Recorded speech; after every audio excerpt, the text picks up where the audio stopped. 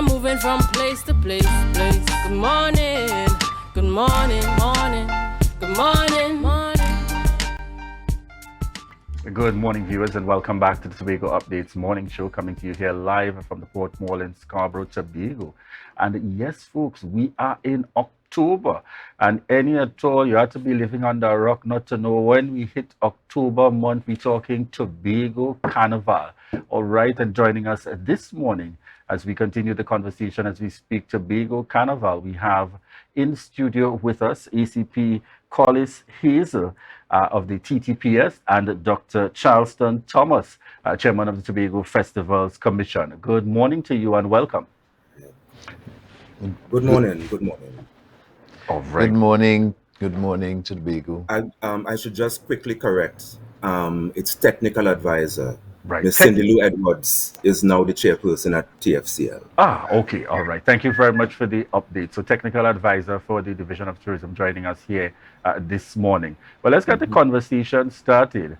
Tobago Carnival 2023. This is the second execution. Tell us what can we expect in the lineup? That's to me or to you, Dr. Charleston Thomas. Right. Yes. Well, as you said in your opening, it's October, so it's a very packed month. We, of course, have the culmination on the weekend of the 27th to the 29th, where all activities for that weekend are centralized in Scarborough. All right. Rocks Glow happens in Roxborough. So that's in terms of the carnival, the THA sponsored carnival activities. All right. But of course, we have quite a few fetes, pre-carnival fetes, some of which have happened already, some have yet to come. And for the weekend of the carnival itself, that's the very last weekend, one of the things that people can expect to see would be the festival's ground, something that is, I suppose, akin to that festival's ground in around the savannah, right? But it's a really a newly built out location, right? To capture the event in a particular way. The theme, of course, remains the same as last year, which is ritual, revelry, and release. And the build out of the festival's ground is supposed to capture that theme. So in there, you're supposed to have the Soca Monarch, or our iteration of the Soca Monarch finals. You have some Calypso tents that will happen there. I know that we have a fitness exercise, a carnival fitness workout, which is hyped to be a very big event that happens there. I think the Tuesday before Carnival. Of course, the Legends Weekend, which is another big weekend, which is the weekend before Carnival. That begins with the musical, the Calypso Rose musical. That's a collaboration between TPAC, TFCL, and the University of Toronto, I think. That's where Roma Spencer is at, right? The following night, you have the Tuco Show, which is a collaboration with Tuco and NCC.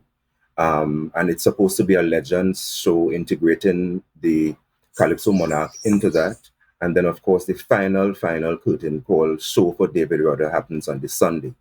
So that's the Legends Weekend that's supposed to preempt the Carnival festivities. One quick thing I'll say, too, is that Legends Weekend is we're hoping that it becomes a staple in the Tobago October Carnival, so that next year, that whoever it would be selected to fashion our musical for the first night, there should be a musical, the Tuco Show hopefully lodged in the middle, and another legend to end the show, right?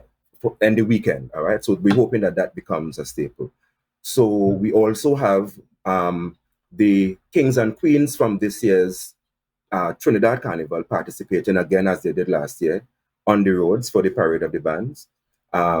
So it's it's expected to be quite a spectacle, I should say, right? And as far as plans are concerned, I mean, we've been working non-stop around the hour, having quite a number of large and small collaborative meetings with wide range of stakeholders.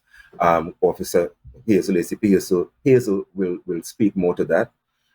But there you go. All right. So that's what the weekend is hoping to be. And these are some of the activities lodged in there. All right. Just tell us, just before we go to ACP Hazel, in terms of that determination this year around to have all the activities centered in Scarborough. So of course we are in the second year, and therefore the carnival is in a very fetal stage. It's still developing. All right. Last year, Juve was in Crown Point.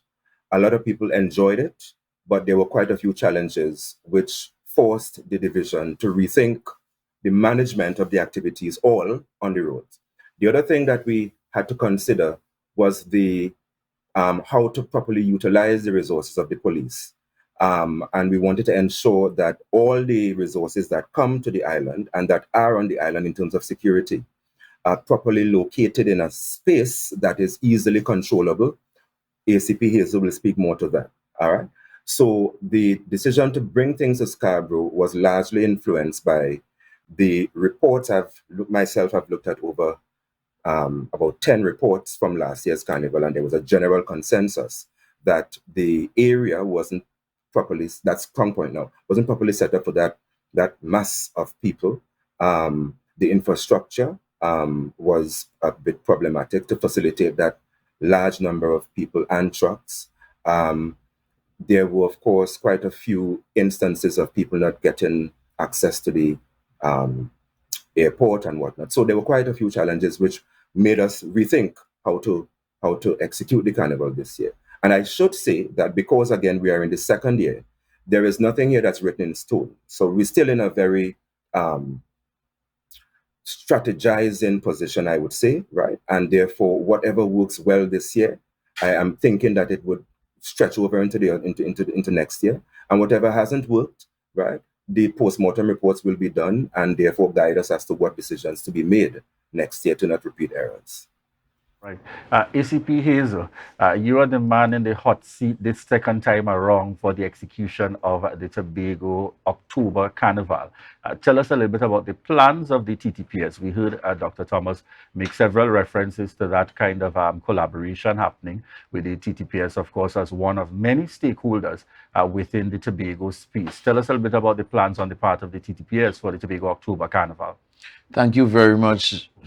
And I would want to say from the onset that the Trinidad and Tobago Police Service Tobago Division, in our meeting with Secretary Tasha Boris and her team, we were very mindful of the trajectory of the Tobago Carnival. You know, we would have had in the past year what we call the Tobago Fest. And our evaluation out of that showed where this event was marred with violence. And therefore, as we brand the Tobago Carnival as a tourism product, we are mindful that this ought to be one that is celebrated without violence. And therefore, in a high order of priority, we are placing significant emphasis on safety with respect to this Tobago Carnival. And hence the reason, as Goal Commander for the event, I have taken my responsibility to include a wide collaboration of stakeholders who will together work with the team of the police in ensuring that we bring safety and security to the event. We're talking about looking with the team involves TEMA, licensing authority, fire, the public health, the taxi association, the port authority, residents of Scarborough, the religious groups, the PAN, REACT, Trinidad and Tobago Defense Force, Band Leaders Association, TNTech, Digicel, TSTT, WASA. All these are important stakeholders that are working with us in ensuring that the event is properly organized and managed. Thus far, these meetings have started, and we are looking, we're not taking anything for chance. we are looking to ensure that we would set up a command center, a command post, in order to manage the event on the day. This year, the carnival is going to be proclaimed for Saturday into Sunday. It ends at 12 on Sunday night. And of course, it will have, as Dr. Charleston mentioned, it will have a series of pre-carnival activities. I checked over about 16 of them that we are paying attention to ensure that our visitors and citizens alike enjoy in peace and harmony as they revel on this part of paradise. All right. One of the things I'd like you to give some, assurances to people have had some concerns over the period, the area that is going to be focused on. So I don't know whether you or Dr. Thomas would treat with that. Where will the central activities be taking place in Scarborough? Okay, so the route of the carnival, which we will publicize and be posted in the both electronic and printed media, and of course on utilizing social media as well, is that we would be utilizing part of the highway in order to ensure that we have proper coverage of the carnival festivity. So onto Orange Road, go right back to we utilizing all that area. I want to add that in order to treat with some of these issues, of course, there will be some inconveniences and there's some restriction that will be regulated in order to ensure that we have a smooth procession, so to speak. We have been meeting with some of the stakeholders, such as the religious body. I mean, the carnival starts on Saturday, and in Saturday we have some churches, and Sunday we have some churches in town. And of course, we had a meeting with them, and may I say it was a very cordial meeting in which most of the religious bodies agreed that they will have their activity moved out of Scarborough for that particular weekend, and they will be worshiping elsewhere. We are meeting with the residents of Sangsel Hill and all those neighboring communities on Wednesday, so that we engage them as to how they can continue to operate their business and be guided, so to speak. We want to give the public the assurances that restrictions will be in place. However, restriction does not debar you from your legitimate movement.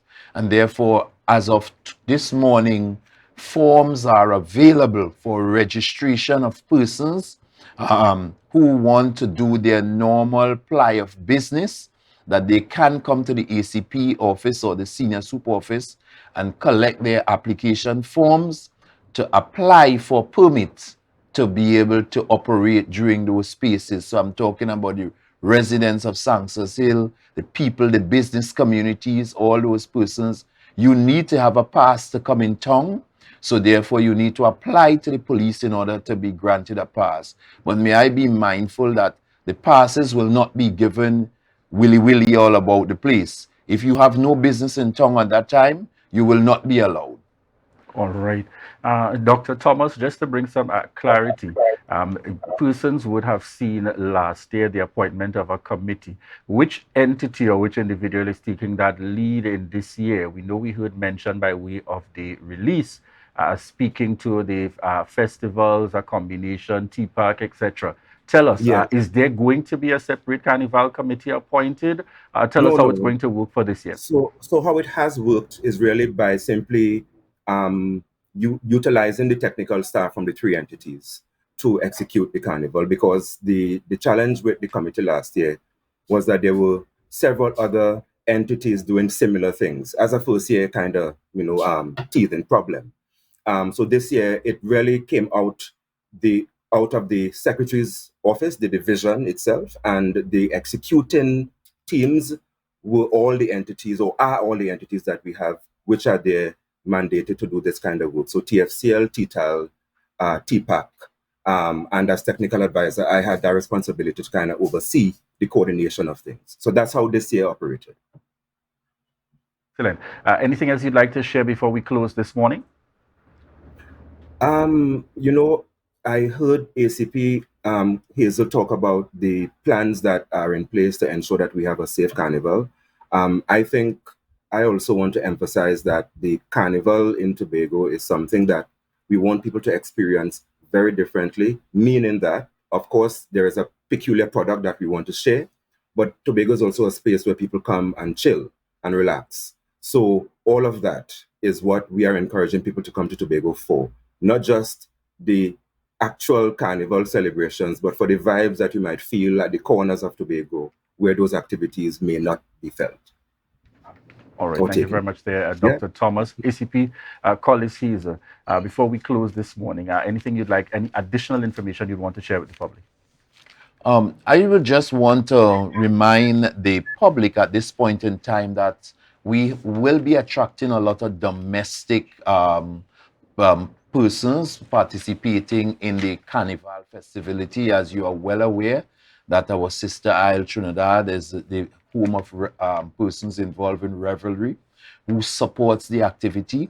And while we are engendering that idea of safety and security, one needs to be cognizant of their surroundings and ensure that we allow people into our spaces who we have knowledge about.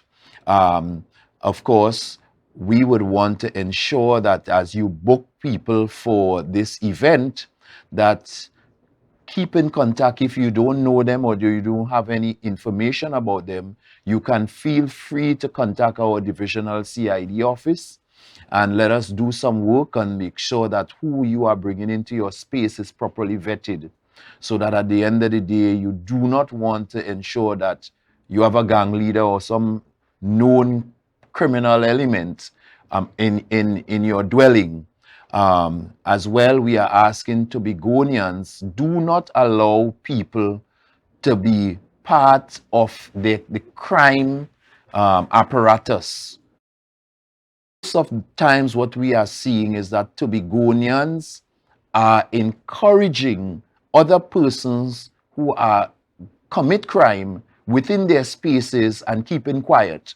So therefore, we are pleading with you, please allow these nefarious bandits, as I would want to call them, to be out of the Tobago space. And if you have any information, feel free to share with the police or persons in that area. We are mindful that the Tobago Fest in the past was marred with violence, and we have taken it as our responsibility to ensure that we return Tobago to that level of tranquil peace and safety from time to time. And therefore, this is an opportunity to ensure that the Tobago Carnival, which is part of the tourism package, is not marred with violence. Taking into consideration that a month after the Carnival, we are welcoming 77 cruise vessels coming to our shores for the cruise ship industry, and therefore we would not want, well, it's not Ash Wednesday, but we don't want to wake up with information from you goodly folks in the press that says a weekend marred with violence. It is all of us responsibility to ensure that Tobago Carnival remains safe, and the police are preparing with all the other stakeholders in ensuring that we create that level of safety and camaraderie while we revel in this part of paradise. All right, thank you very much there, ACP Collis Hazel and Dr. Charleston Thomas, Technical Advisor, the Division of Tourism there. Certainly as we speak to Tobago Carnival 2023, gentle reminders from certainly our key leads, the Tobago House of Assembly and the TTPS, as part of the overall responsibility for the delivery of our second edition of the Tobago October Carnival 2023. So thank you very much again for joining us here. And we look forward to the continued conversation. And if it hasn't been done already, I trust that the conversations and confirmations are already happening with Caribbean Airlines and the Port Authority. But we leave that for another conversation to ensure that our visitors are able to come to the island and enjoy the festivities. Viewers, we want to remind you that this is your opportunity to share the live, share the live, share the live.